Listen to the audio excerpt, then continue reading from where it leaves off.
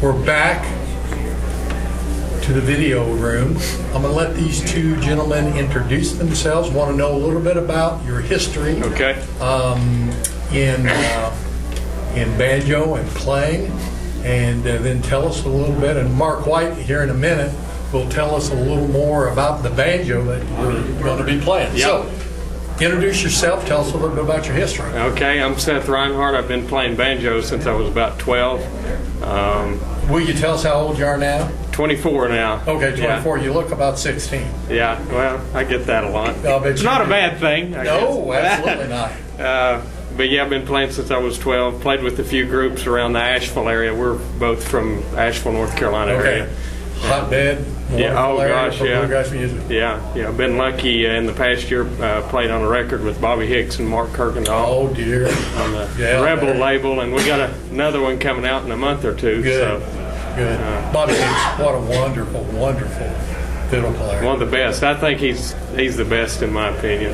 As I was growing up, was taught by a ex-bluegrass boy, played fiddle, Roger Smith. Okay, yeah. And Roger said unequivocally that Bobby Hicks was the best fiddle player, in his opinion, that ever played bluegrass music. Yeah. There's a lot of people that hold that opinion too. Yes. I totally agree with it. Right. Yeah. Now introduce the guitar player. This is Desi Murphy here. I'll let him do all the rest of the talking. Yeah, like Seth said, we're from the same area, North Carolina. Yes. And I started picking the banjo. I was about 16 or 17, and I'm now 44. Okay. Now you're still a kid. And I look 16. Okay. Now, did both of you take lessons? How did you kind of get started in the fundamentals and the starting point of playing the banjo? We got a guy back here raising his hand. I think he wants to be responsible, but No. I thought if you were in North Carolina, you were born with it. Yeah. I thought it was just inherently in the water and the DNA down there. that seems to be the thing. But I took lessons for a few years and then started trying to learn by ear a lot of the Flat and Scruggs albums. I picked up every Flat and Scruggs album I could get. Right. And just started Did you become learning. obsessed by the learning process? Yeah, oh yeah, and learning, what Earl did, and I never could, totally imitate. Nobody ever can. Nobody can, but I always was fascinated by his playing and wanted to do more of it. So. Now, how about yourself? I stayed in the bedroom with some records. Yes. For hours. Until I was told to come to supper. I was eat up with it. I mean, it's something about the particular kind of music, not just the banjo itself, but the kind of music that's played with it. Right. It gets in your system a little bit. And it's slowed down for me since I've been married and had youngins. But married and having children kind of change priorities, but as they grow and ultimately move out, your priorities can come back, to more music. That's what I'm looking for. Not necessarily getting rid of my kids. Right. But it will happen real fast. Oh, yeah. Faster than you might imagine. Yeah. Now, over to my left, we have Mark White, who is the owner of this banjo. Mark, tell us a little bit about the banjo, the factory order number, and your acquisition of this banjo. Well, I have a face for radio, so I'll stay off the camera. It's a 1936 PB3. I think it's called the H. Ernest Jones. He was the original owner. It was an export banjo. Went to South Africa in late 1936. It has a sort of a unique, the rim is an earlier rim that was held at the factory, 9580-2, and it was mated with really a 75 style resonator and hardware and shiny face tone ring, which you would normally see in 75s. Yes. So it's a transitional period. Yes. Banjo was sort of a neat history, and the resonator on this banjo and the one on Jim Mills' African Queen, they both have the same numbers in them, so it makes sense that these two resonators were switched at the factory. And those two banjos shipped out about a few days or a month of each other. So it all makes sense when you see the shipping ledger. And I think the ironic part here for you and myself, the 9580s, here's a rim 9580-2. The banjo has come, if you would, to the surface. I'm sitting here with 9580-18. it comes to the surface, and people will say, well, these banjos, they're not surfacing. They are.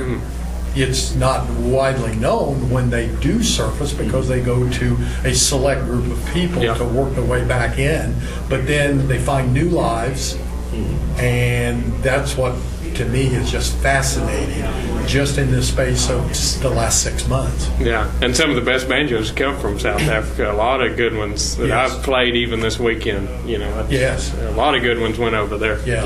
Had a Made in the USA stamp, and here they come back. Yeah. Now, what are you guys going to play? And then we'll turn you loose. Desi, won't you tell them what kind of guitar you're playing real quick, and then we'll... This is a 1964 D18. It was owned by a gentleman named John Duncan from Sacramento, California. Okay. And I inherited it from him. He passed away a few years ago.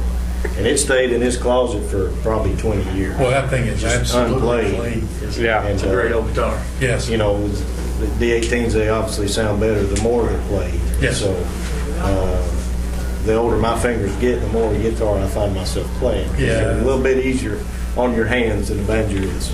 Yeah, I own a 63, okay, D18, but it's not nearly as clean as that one is. Well, I think it's somewhere around January is when this one's Okay. made. Yes.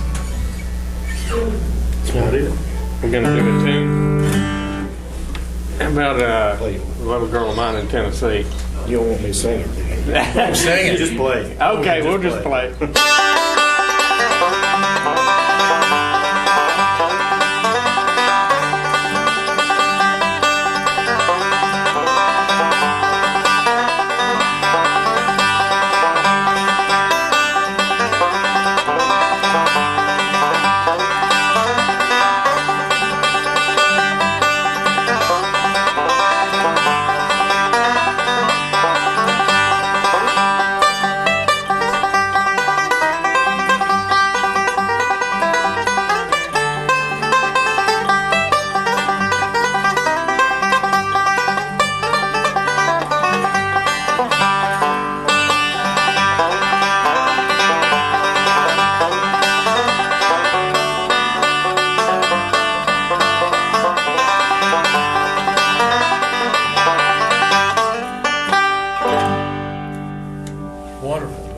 Wonderful play. Seth, I'll make a comment. Okay. Have you seen any of the videos that I've ever shot of Steve Huber's right hand? Yeah. Your right hand and his right hand are almost identical. You got long fingers, but how you're positioning your position hand, on the hand, yeah, is very, very similar. Well, I'll take that as a compliment Oh, because it I is. like Steve's playing. Yeah. He and Steve that's- are almost identical. Come think of it. Maybe 8 inches of height. In personality. What about little Max in Ohio, Seth? You got time for that, Dave? Oh, absolutely. Yeah. Absolutely. Key of F.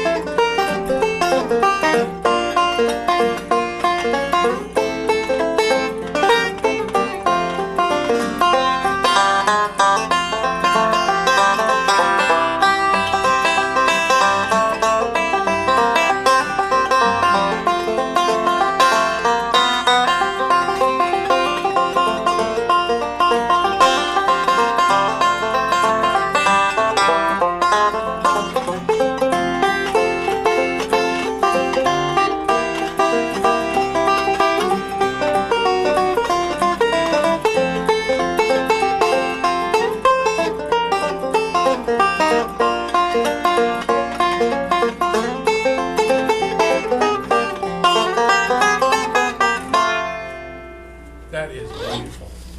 That is beautiful. Thank And you. anybody who worries about bluegrass banjo and where the future of bluegrass banjo is going, it's in the hands of young people like yourself, because that is just brilliant. Oh, I sure appreciate it. I love the old stuff and tunes like that. You know, a lot of Alan Shelton inspired Yes. playing, and Right. I really love that stuff. And But it's hear the notes. Let the banjo do the work, but hear the notes, play it clean, play the melody, and then twist your style Yeah. into the melody as you go. And that'll always make for your style of banjo playing. yeah, that's what it's all about. Yeah, absolutely. Now, which is this Big Bang? Yeah. Okay. Okay. Yeah, Everybody gets to play the Big Bang from Gary Price. Yeah, I don't know much about this banjo. I've played it once or twice before, but do you know what year it is and all, Dave? Gary can tell us. So what year is this one? I can't remember. 31. Okay. Each of them are a little bit different. They're all good.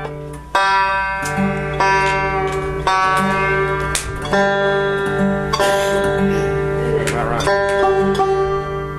It's a great sound guitar.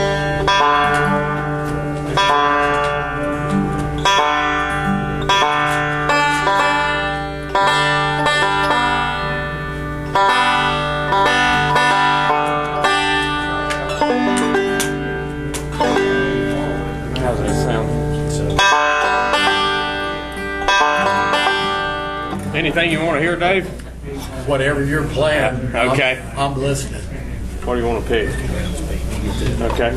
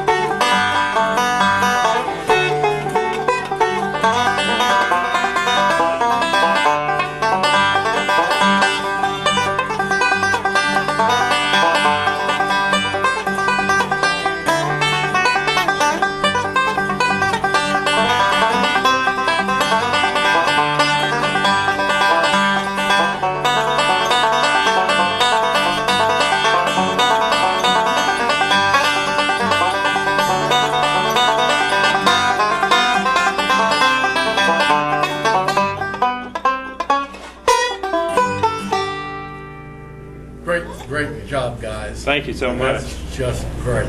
Thank you. Thank you.